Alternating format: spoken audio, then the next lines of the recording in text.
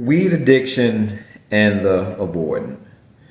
So I'm approaching 40 years of my life. Been married for this month will be 11 years.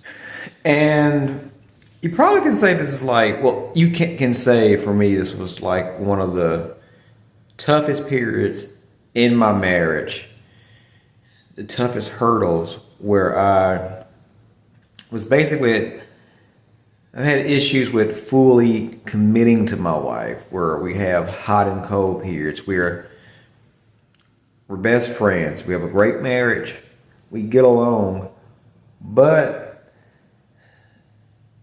when it comes to discussing my emotions or being close and extremely intimate, sometimes to me that feels uncomfortable. And I really didn't know why that was until I did my YouTube research, YouTube studying on. Actually, I did not. Actually, I went to therapy, and my therapy said, "Sounds like you may have." First, I thought I was autistic. Be like, okay, you might have broad autistic phenotype, but the main issue is what it sounds like to me is that you have avoidant attachment theory. You have an avoidant attachment style, which means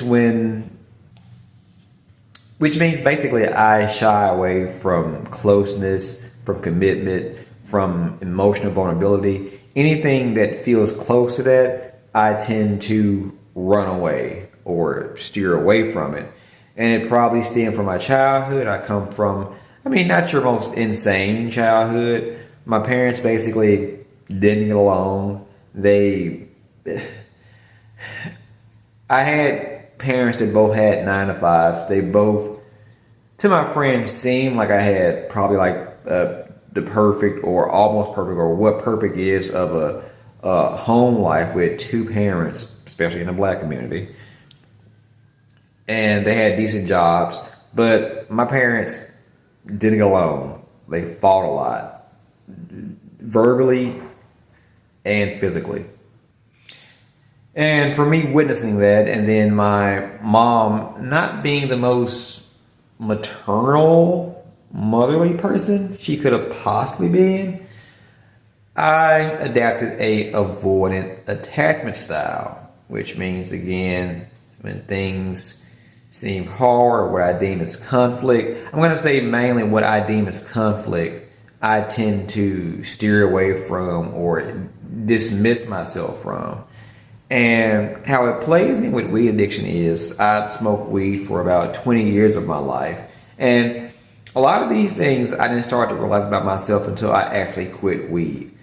I say a lot of times on this channel, you won't actually find out things about yourself until you quit weed. You don't know how bad weed was or how weed kept you in certain positions until you actually quit. I had no clue 3 years later after quitting weed, I would just be discovering these things about myself. But that was because throughout my relationship, and majority of that, I smoked weed every single day. So where I may have had, feelings of trying to shy away from conflict or commitment or emotional vulnerability, if I felt what I say made me feel uncomfortable, I could just smoke weed. I could just be high, or just be high in general and just make light of things and not actually explore them and delve deeper into them. Okay. Hey, you been in there? Oh. So I would either be high, get high, or be high all day and not actually face my emotions, not actually delve into why things made me feel a certain way, what led me to that thought, and how did I develop that train of thought. And it wasn't until I went to therapy, which I actually recommend therapy. I didn't think therapy actually helped people unless you were like crazy, but apparently all of us are kind of crazy. But I realized I actually was blocking a lot of my emotions out because I was high every single day. And people say with weed, weed is not bad, or it's better than alcohol, or just, release anxiety, relieve stress. But if you have an avoidant attachment style, and I'm not saying it's like, a diagnosis, because everybody wants to be labeled something to make excuse for what they don't or do want to do. Everybody has a relationship attachment style, and it's really on refers to how you deal in your relationships. You can be an avoid is avoid, anxious, secure, and you can kind of interweave those in between, whether it's anxious avoidant or dismissive avoidant or all that's a whole different topic. I would look into it definitely. But we all have either or, and these things don't really come out until we probably get into a romantic relationship, and these things are brought forth to life. In a lot of cases, the more you get closer, the more you're in love, these things actually come more to light. But if you smoke weed every single day, all day, maybe they don't come to light because you're not allowing yourself to actually feel and discover where these emotions are actually coming from. So when it comes to, smoking weed every day, when you want to relieve stress, relieve anxiety, we all have stress, we all have anxiety. You can say, how much power do we give our anxiety? Do we give our stress? Can we change it? Can we not change it?